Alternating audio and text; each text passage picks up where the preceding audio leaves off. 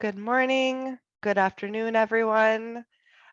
We are excited to have you join us for our first webinar of 2023, the answer to getting you or your clients funded.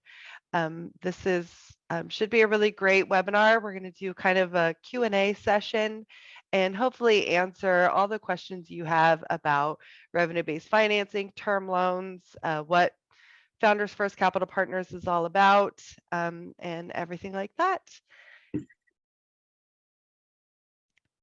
To the next slide, thank you. So let me introduce the team. So this is who we have on today's webinar. We have Kush Kakaya, he is our Business Development Officer, Casey Estrada, our Director of Investments, and Oscar Franco, our Investment Manager. With that, I'll let you all introduce yourselves. Wonderful. Thank you so much. Hello, everyone. My name is Kush Kakaya. I'm the Business Development Officer here at Founders First. I've actually been with Founders First for a couple of years now, originally working on our nonprofit side where I was managing and coordinating our accelerator programs. And now I've transitioned over to our business development department where I am fielding all of our funding calls and inquiries that we have, as well as also developing relationships with wonderful brokers such as yourselves and also the borrowers themselves as well. And I'll pass it off to Casey. Yes, hi everybody. Thanks for joining us today. Just want to also put a note in here for everyone as we go through the presentation here. Please feel free to add your questions into the chat. We'll definitely get through all the questions today, and then maybe some of them we can go through while we're discussing, hoping to keep this an open discussion. But I'm Casey. I've been with Founders First for about a year and a half, but I've been in the investing and lending space for most of my career. Made it a point to work with growing businesses that are looking to scale. So kind of my focus. And I'll pass it off to Oscar. Perfect. Thank you, Casey. My name is Oscar Franco, the investment manager here at Founders First Capital Partners. I started with the company approaching my 2-year anniversary, actually. I started with the company as a business development manager for the SoCal region. So working with recruiting partners, finding win-win situations and solutions so we can work together. Also recruiting companies through our accelerator programs, which we're going to discuss a little bit more later in this conversation. A little bit more about me. I've been working with entrepreneurs essentially all my life, from incubators, accelerators, VCs, and now here at Founders First. So pleasure being with all of you guys. And then, sorry, before we begin, another housekeeping item. I will be sending out the slides and the recorded session to everyone after we are done here today. And then again, feel free to use the chat or the Q&A box. With that, back to Kush. Wonderful. Thank you. All right, so let's just get into it. Who are we at Founders First Capital Partners, and what do we do? Perfect. Perfect. Thank you, Kush. Appreciate that. So a little bit more about ourselves. So our mission here at Founders First is to level the playing field for companies led by diverse founders. So our main focus is our businesses run by women, minorities, veterans, LGBTQIA, and those companies doing business in a low to moderate income area. Our hypothesis behind Founders First and the whole Founders First ecosystem is that these companies and these businesses have been dramatically underrepresented in the ranks of business leadership, and we want to change that. And how do we do it? We do three main things here at Founders First. One, from our CDC side, our nonprofit, we run accelerator programs. We have 3 different ones depending on the growth stage of the company, where we provide them education and mentorship so they can build that foundation for their upcoming growth. We also do grants throughout the year at a regional and national level. So essentially free money and a scholarship to join our accelerator programs to those winners, and the funding side as well. So we do revenue-based financing and term loans. We're going to discuss that in the upcoming slides. That's essentially what Founders First as a whole has been doing in the ecosystem. Essentially, here are some of our results on the left side. 61% of our companies have gone through our program are women, 74% people of color, 10% military and veteran, 50% are doing business in the low to moderate income area. We have helped over 600 companies so far through our programs. And I think this is a great opportunity. So if you happen to know someone that might be in need of some education, some mentorship, please feel free to reach out to us as well. We can make those connections to our program side. We have a proven record that our programs work. So I think that's also another alternative of how you can collaborate with Founders First. So if you want to move on to the next one. Wonderful. All right, so what is revenue-based financing? Is it the same thing as a merchant cash advance or factoring? Yeah, good question. So I think in the larger ecosystem, it's important to realize that what the type of funding that we provide is it's just structured as a loan, like a term loan specifically. We are revenue based in a couple of ways. One, the amount we can provide is tied to revenue levels of the business. The idea is that we can scale with the business as they continue to grow.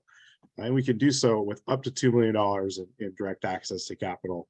The second piece of revenue-based financing is really in the way that the repayment is structured. We can structure these term loans, so these loans, so that the monthly payment is a fixed single-digit percentage of your monthly customer revenues. This is good for businesses that might have lumpy collection cycles, any seasonality, things like that. Term loans, again, structured very similarly, typically 3 to 5 years. And that, of course, would be more the traditional fixed dollar amount monthly payment. Outside of that, we kind of sit in between where banks might play and where VCs or other type of institutional investors might invest in businesses. Banks would require collateral where we don't. Banks might have a higher minimum requirement as far as revenue or business history. We're working with companies that are doing as little as $500K in annual revenue, and we require collateral. We work with a lot of businesses that are non-asset, think like software or IT services, and we're able to do that because we're focused on the revenue of the business. And then, of course, we're 100% non-dilutive. There's no equity piece here, no warrant or kickers or anything like that. The last piece I want to point out, Kush, you asked, is this factoring or merchant cash advance? And no, and specifically because we are structured as a term loan. We're not purchasing the rights to future revenues or your invoices or anything like that. It's just a monthly payment, paid until the maturity of the loan. Wonderful. Thank you for that, Casey. And this side just kind of shows again where we fit more on a quadrant basis here. So again, revenue-based financing, there's no equity component there, no collateral required. So unlike like a venture provider who can provide a higher check size, we also write a larger check size, though you're not giving up ownership. And unlike a bank that's going to require collateral, we aren't required to do that either. So there's certainly some benefits here outside of this. No financial covenants, no credit checks. We're solely underwriting to the historical performance of the business. And we had our first question come in through the Q&A box. What's our minimum loan amount and time and business requirement? Yeah, absolutely. So minimum check that we'll write is $50,000. We can go up to $1 million on a first tranche and $2 million per borrower. Time and business, minimum is going to be 12 months there, though I'd say more typically we'd want to see at least 2 years in business.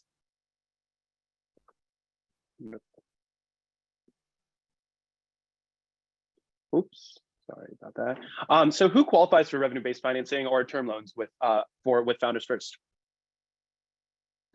Great question. So we went over some of the minimum requirements there, but more specifically, we're looking for businesses that have a B2B revenue model, so serving other businesses.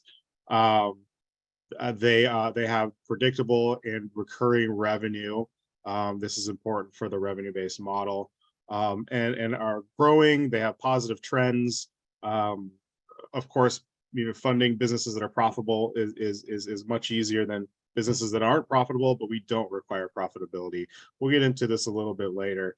But if a business has good scale metrics, we could certainly look at their pathway to profitability just instead of the current net income of the business. So we had a couple more questions come in, if you don't mind. Yeah. Do you require personal guarantees of the owners of the business? Yeah, great question. So we don't require them unless there's something about the credit profile that might require that we do. So it's a case-by-case basis. We really try not to require any personal guarantees, though. And then the next one is, will you finance construction companies or trucking companies? Construction companies or trucking companies. Yeah. I think that's probably a case-by-case basis, a little bit outside of what we look for. But if these businesses have strong B2B relationships, say they've got contracted routes, or they're doing a lot of commercial construction with the same general contractor or things like that, that's going to be very helpful for a model. So I think it's case-by-case basis, but certainly some of those types of businesses are better fits than others. Please feel free to reach out to any of us here. We'll provide our contact information, and we can discuss those individual cases. Oh, sorry. And there was a follow-up. Did you say yes on construction? Yeah, again, more of a case-by-case basis. A good example of a construction business might be an electrical contractor that works mostly commercial and for the same general contractors over and over again. What we want to see is like ongoing predictable revenue. Beautiful. All right, off to the next slide. Sorry, another follow-up. Yeah, go ahead. If you're not requiring a personal guarantee, do you report to credit bureaus?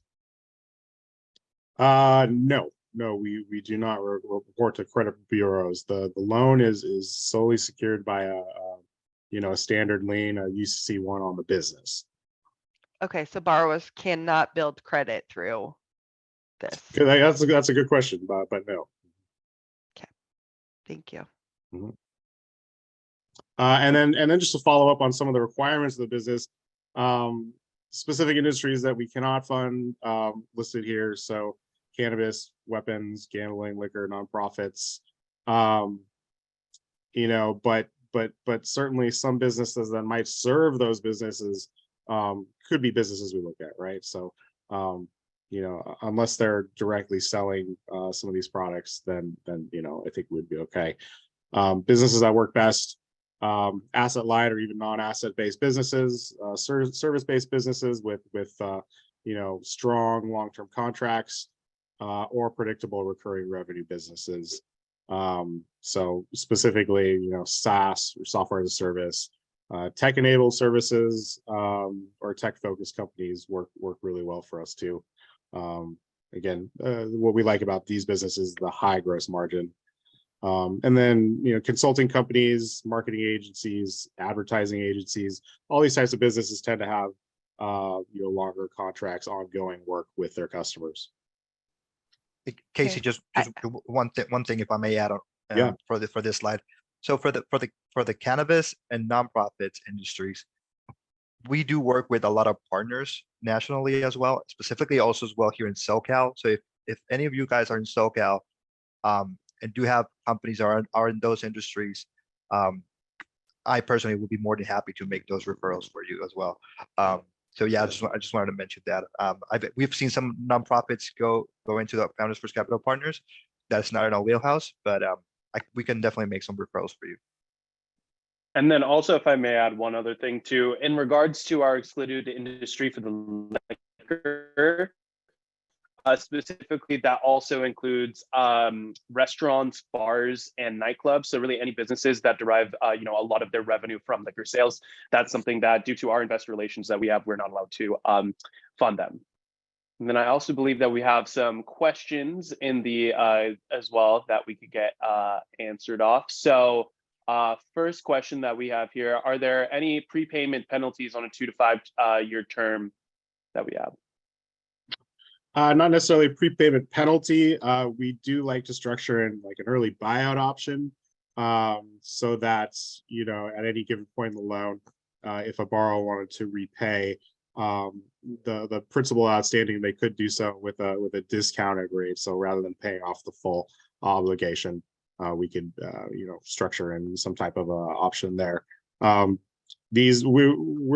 highly customizable on all of our fundings. So typically we want to understand what the use case is for the funds, and if there are any plans to, say, bring in a larger investment round or something in the future, always happy to put in whatever types of terms we need that makes the most sense for the business.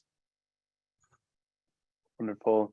And then next question is, will you pay off high cost debt such as MCAs that already exist? Yes, absolutely, and we do a fair amount of that. Obviously there's a time and a place for those types of loans. Unfortunately, a lot of borrowers end up not being not utilizing these types of loans as they should, and they could get stuck in a cycle where they're just taking more and more of these loans out. So we do see a lot of those on the balance sheet.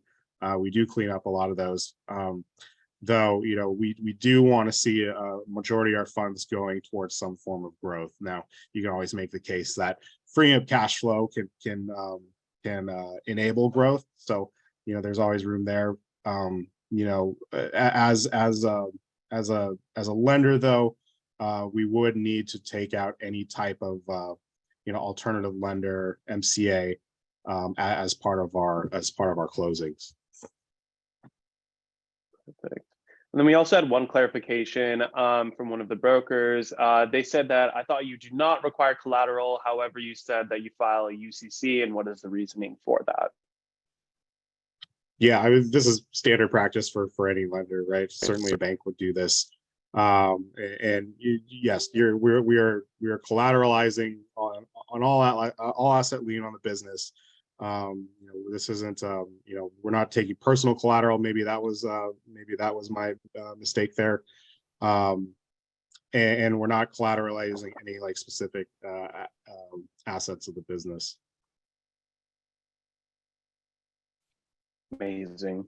And then we have a couple more questions. Do you want to keep going through, Casey, or should let's get to we'll get to the next slide here, and perfect. Get to the questions too.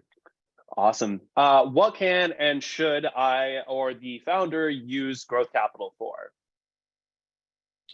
Yeah, here's some of the top reasons that the businesses want to use our capital. So, improving evaluation ahead of an equity round. Right, you're always going to get better terms when you can prove some growth, especially recent growth. So a lot of the businesses that we're working with are specifically using funds for sales and marketing initiatives, where that could be maybe ad spend or hiring salespeople and things like that. Two, retain control and avoid dilution. Again, there's no equity component here, so outside of having to go to a VC or institutional investor, it's a good option to be able to still get a larger check size. Number three, launching new products, expand your team or increase your sales and marketing efforts. Kind of spoke to that in point number one, but launching new products is also, of course, a revenue generating initiative. So we do see a lot of businesses that are using our capital for those types of needs. And then expanding into new customer segments or locations. We have businesses that are regional and are looking to expand their reach. So maybe they're setting up a new office or a branch. Great use of growth capital, and of course, exit strategies, which could involve any number of uses of capital. I would say here too, we didn't speak about working capital, but it's certainly something that a lot of our businesses will take a loan for. This isn't a revolver or a line of credit, right? It's a lump sum, it's a term loan, but there are many cases where we're taking a lump sum to use as working capital can work for a business as well. Casey, on this slide, if I may add as well, recently we've seen a lot of companies that have historically gone into the equity play. I'm sure probably most of you guys are very familiar. It seems like equity investments have slowed down a little bit in the past 2 quarters, I believe. So we've seen a lot of companies that are in need of capital. Revenue-based financing or term loan would definitely benefit them to reach certain milestones so they can continue to increase their valuations, right, for follow-up investment. So that's something very common. We've started to see that more and more often nowadays. So if you happen to have someone in your company, your portfolio that historically have gone to the equity play, revenue-based financing or a term loan could also be an alternative for that. Amazing. Are you ready to answer some more questions from the Sure. audience? If there's a traditional bank debt in the first position, can that stay or will that have to be paid off, leaving you essentially in first position? Yeah, no, happy to work with bank debt, FDIC members, credit unions, those types of businesses, or sorry, lenders. We can sit junior to. We'll sign a sub agreement. So so long as they're willing to allow us to come in. It would just be any alternative lenders that we would need to take out, or depending on the structure. Perhaps have a subordination agreement with. And then for the loan amount, that's based on what percentage of total revenue? Yeah, so we're looking at a trailing 12 months, and it's a wide range, but 15 to 25% of their trailing 12 months revenue. I think a good baseline is 200K for a business doing $1 million, and then of course it could be a little bit lower, a little bit higher, depending on the credit profile of the business. Okay, and then we have another one of, can you share an example of a structured deal?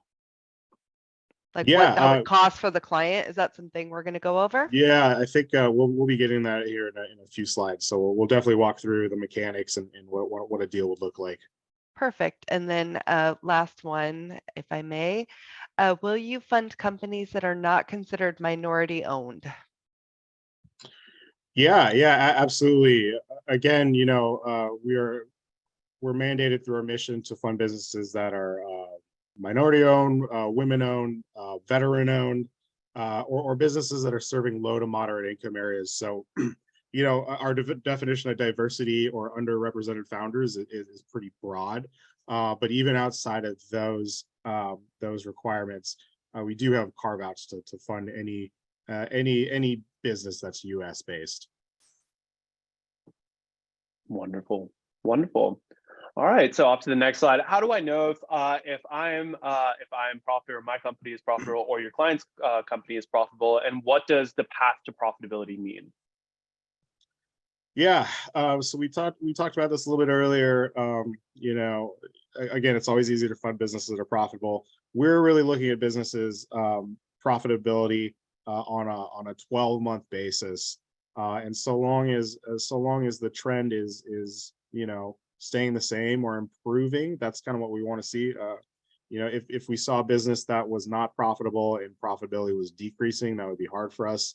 If we could see increasing trends, that always makes it easier to state a case. But even if a business is not profitable, we can consider things like the scalability of the business, and specifically, what are their margins? Can they scale the business relatively rapidly without increasing their expenses and their cost of goods? Do they have runway to support the business in a time of burning? It takes money to make money, so we understand that, but we are factoring in how much cash they have to be able to sustain. And then of course, predictable recurring revenue is a big piece of the scalability of the business. It's a lot easier to sorry, I just went on mute there somehow. It's a lot easier to make a bet on a business where we know that the revenue is locked in and they're continuing adding customers. So these are all factors that we'll look at when we're considering the profitability or lack thereof of a business. Amazing. No questions. Perfect. How much will revenue-based financing cost me or my clients? Yeah, and this will speak to that question that you brought up here, Tracy. So, we're looking for a return multiple on our capital. So, depending on the term length, that could either be like a 1.2 to a 1.4x return. So, The example I always give is, on a $100,000 loan with a 3-year term, we're looking to make like a 1.3x return on that. So call it $30,000 of interest on $100,000 paid back over 3 years. And on the revenue-based financing example, we're probably going to take a 2 to 5% royalty of their monthly revenue as a monthly payment. And we'll figure out specifically what that percentage is through our projection modeling. With the revenue-based model, obviously a company could pay us off sooner if they grow quicker, or it might take them a little bit longer if growth stalls. There's no penalty or balloon payment at the end. The business will just continue to pay at that rate until the loan is repaid. So that actually Amazing. flows really nicely into another question we received. Yeah. How do you think about what the interest is and the principal in each monthly payment? So each loan is fully amortizing. We do create an amort schedule or table for each loan. So these loans or these payments amortize over time. It's more of a case by case basis. But just think of it like a traditional amortizing loan. Amazing. All right, off to the next slide. What would a term loan repayment look like? Yeah, so sizing wise, it's about the same range, typically 15 to 25% of their trailing 12 months revenue. So a business is doing $1 million, probably looking at a $200,000 loan to start. While we're talking about this, one thing I do want to mention too is we continue to provide follow-on investments to our borrowers through the course of our relationships. So as the business grows, they'll grow into more capacity, and of course they'll be paying down the loan too. So we can always top these off, refinance the original loan, typically at better terms, because of course as we add more capital out, we require less of a return. But specifically on a $200,000 loan, same repayment cap. We're looking for the same return, so a 3x on a 3-year or 1.3x on a 3-year term. And so essentially just take the total obligation divided by 36-month payments, and you'd have that in this example $7,222 payment for 36 months. We had one other question as well. Can you share expected APR for our loans? Yeah. Again, interest rate is a function of time. So, depending on the performance of the business, it can end up shifting the interest rate a little bit higher or lower, depending on on that last payment. And then of course, with the amortization, it might be a little bit higher in year 1 and lower in year 3. I'd say as a range, these typically fall, I'd say, mid to low teens to low 20s. We don't typically get higher than that, just based off of our risk appetite. But I'd say that's probably the correct range. Wonderful. What documents do you need to get started? Yeah, we skew towards bank style underwriting. So rather than looking at doing a quick analysis based off of bank statements, we're actually looking at financial statements. We're underwriting the business for a long-term relationship, right? So we want to get the foundation down early. So typically we want to see 2 years or 24 months of financial statements. So P&L, balance sheet, statements of cash flow in Excel. Revenue by customer report is very helpful to have for us. Again, this shows us the predictable and recurring nature of the revenue. Debt schedule is helpful if there is any current debt on the books. And then other things we might ask for are projections or something like that. But really, it's the financial statements that we need to get started. We'll make sure that we send this out to everybody. And then as you have more interest in moving forward, you can have those conversations one-on-one. Typical funding time you know, from the time we get all documents needed for underwriting is 2 to 3 weeks. You know, overall, we could do these things in 30 days. No other questions. Lovely. Why should we work with you over other lenders? It's a great question.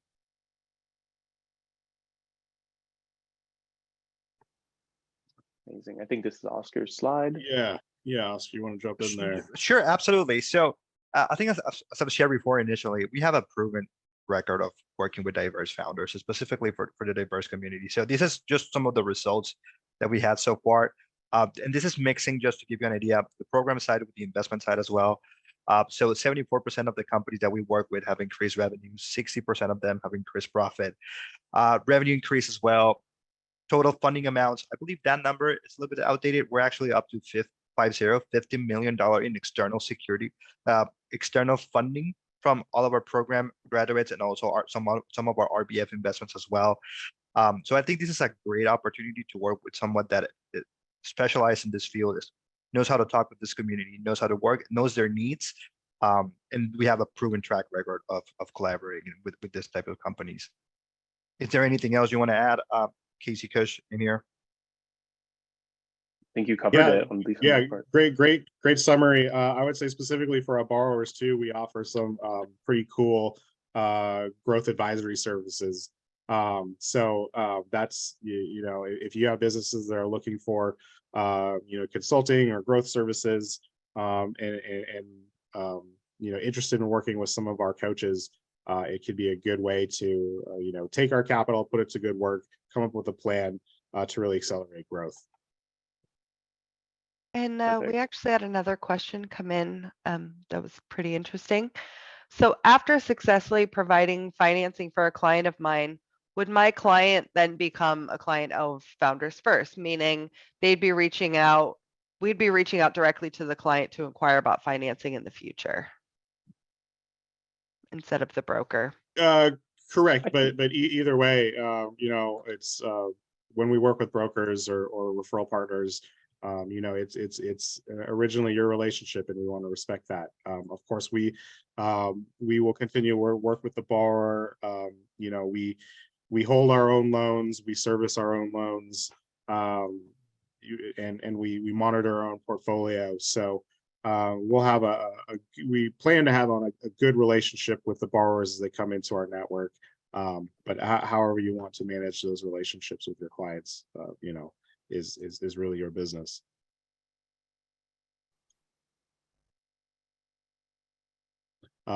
Great. Kush, I don't know if we've got a couple more here. Yes, we do. Awesome. All right. So I think we also had a couple of, you know, a couple of questions regarding, you know, seeing our loans in action. So I'd like to provide a success story, which is from one of our portfolio companies, Onshore Technology Group, which is based, they're based out of Chicago. Valerie King Bailey is the CEO of Onshore Technology, and she actually was, you know, a success case for not only our funding, but also for our nonprofit side, CDC. She was actually a member of our Fast Path cohort, which is, you know, which is an accelerated program where we service companies that are doing $1 to $10 million in annual revenue. She actually came into our Fast Path cohort and was actually, right after she graduated, was able to receive an investment of $250,000 for her to be able to, of specifically revenue-based financing. And then, you know, after she was able to implement that $250K and was able to, you know, hire on some key strategic hires, she actually was able to come in for a second round of $250,000. And with those two funds, she was actually able to grow her revenue 1.5 times to $3.6 million within 1 year, which has been pretty crazy, to say the least. Not only that, she was actually featured on the Inc. 5000 list because of our investment, because of the information that she learned from our accelerator program, and all of the information she was able to really implement has just significantly grew and scaled up her revenue to the point where, not only was she be able to, she was featured on the 2021 issue, but she actually was able to get featured again for 2022. And so, as I mentioned, what her funds were used for was specifically implementing and hiring 5 key hires to her team. So these are people on the C-suite, their salaries for their C-suite, as well as also some engineers. And as you can see here, she acquired some new source code, as well as also extended her sales and marketing runway that she had. So this is just one of our many portfolio companies that we have and success stories that we have. And, we're truly hoping to expand this this list of portfolio companies with the help of the borrowers, as well as also you brokers. And I believe this is running through, I believe we're coming to the end of our webinar right now. And as you guys can see here, we're going to be providing all of our contact information. And as Casey mentioned too, we're going to be sending out this entire recording as well as also the entire PowerPoint presentation to all of you guys who attended this program so that you have all of this on hand. And as always, if you guys have any questions, please feel free to reach out to any of us with any of your inquiries that you have. And typically, if you guys do have any deals that you would like to, or any clients that are looking for alternative lenders, you guys can reach out to me for these, for any of those referrals. I'm more than happy to schedule some time for us to be able to review your cases. And I think with that, I believe if you guys have any other questions for us to answer, I believe we're coming to the end of our program right now. So any other questions you guys have? There we go. We got one. How and how much are brokers getting paid? Hey, I so think typically we, for every funded deal that we have, after you.